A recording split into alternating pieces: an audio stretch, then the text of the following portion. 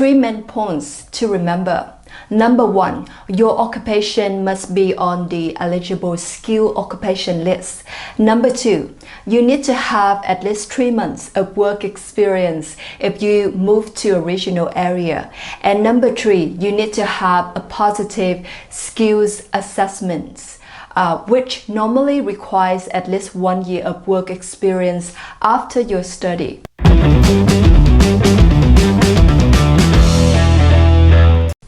Hi everyone, I'm Thea from theaho.co, helping international students and skilled migrants get full-time jobs, PR, and live here indefinitely.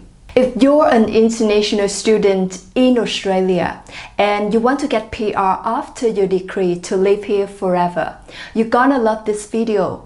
I'm going to share with you all potential visa options that lead to PR for an international student. And among these visa options, there's one thing that all visas require. So let's get to know what it is. Now, the first question you may have is what permanent work visas you can apply for as an international graduate. If you go to the website of the Department of Home Affairs, then visas, then working in Australia, then permanent work visas, you will see all options here. No worries. You can get this link in the description below this video. So here you will see 4 categories of visas: regional visas, skilled migration visas, business investment visas, and global talent visas. Next, I want to talk about the eligibility requirements for each visa. First, I'd like to talk about the global talent visas, as I think it's hard for you to be eligible. It has a lot of requirements here, and I think the hardest ones are be internationally recognized with a record of achievement and be nominated. You must have exceptional and outstanding achievements in your field, superior abilities to others, and you are acclaimed as exceptional in any country where your field is practiced. Your field must also be recognized by Australia and has international standing. You should be nominated, and your nominator must have a national reputation in that field, like the peak Australian body. As an international graduate, you still don't have a lot of time to establish yourself in a professional area.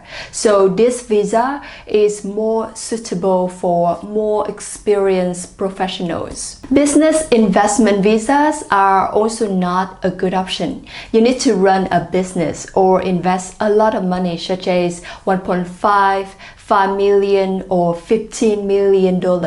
Starting a business is not easy, and even in my wildest dream, I could never dream of having that much money. And I think you're the same, right? So this is not an option. Now, before I move to the regional visas and skilled migration visas, please click subscribe to my channel. This helps you stay updated with all the strategies to get PR and live here indefinitely. So let's focus on regional visas and skilled migration visas. You can visit the websites of each visa subclass to check your eligibility, and I added these links to the description under this video, but I already did a summary for you here. The first requirement is not difficult. Your occupation must be on the eligible skill occupations. It means your occupation must be on the relevant list of occupations for each visa subclass. I think most of you can meet this, as I've talked to many of you and the majority of you are on the eligible list. The second requirement is harder to meet. It's about your employment. Subclass 1A7 requires you to be nominated by your employer, meaning you're currently working for them, which is not possible as you're still looking for a job. Subclass 1A6 requires you to have 3 years of work experience, which you may not meet as an international graduate. and most of you have only 1 to 2 years of experience. Subclass 8A7 is even harder. It requires that you have lived for at least 2 years in a regional area and you have worked for at least 1 year in that area. So for these 3 visa subclasses, you need to have at least 1 year of work experience to be eligible to apply.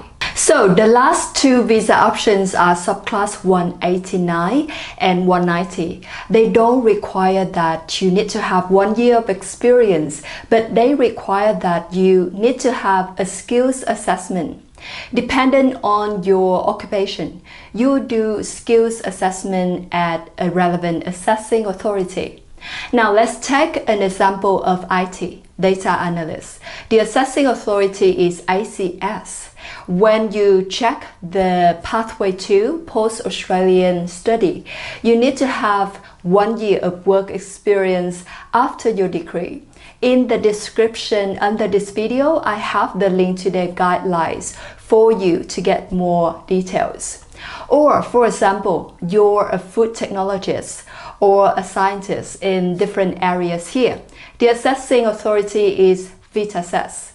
You also need to provide evidence of 1 year employment. Now, if you want to move to a regional area to make it easier to get PR, smart decisions. Now, let's take an example that you're a software engineer and you're moving to South Australia. You can either apply for visa 190 or 491, and you need to have been working for at least 3 months. One note here is when you move to a regional area, there will be fewer job opportunities and it'll be harder for you to get a job.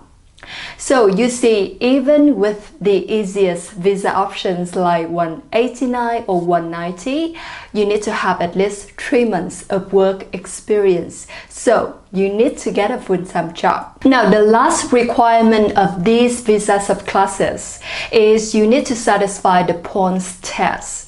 You need at least 1 year of experience to get 5 points. The more years you work, the more points you will have, and it will be easier to satisfy the points test. So before talking about how to get PR, please click the subscribe button. This will help you get updated with all the strategies to get PR in Australia. Now, from my analysis above, you see that all requirements to be eligible to apply for PR relate to your employment. 3 main points to remember. Number 1, your occupation must be on the eligible skill occupation list. Number 2, you need to have at least 3 months of work experience if you move to a regional area. And number 3, you need to have a positive skills assessment, which normally requires at least 1 year of work experience after your study.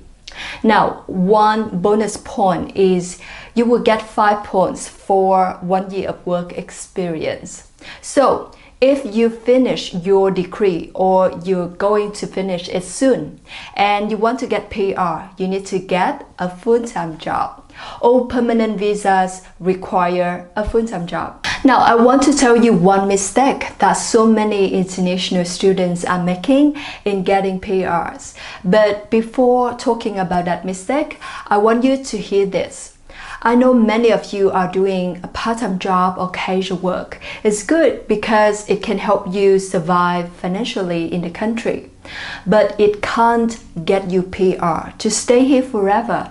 I've seen many international students doing part-time jobs and get distracted by it. It's comfortable for them as they get income, but then they just work in that part-time job and forget about getting a full-time job in their professional area.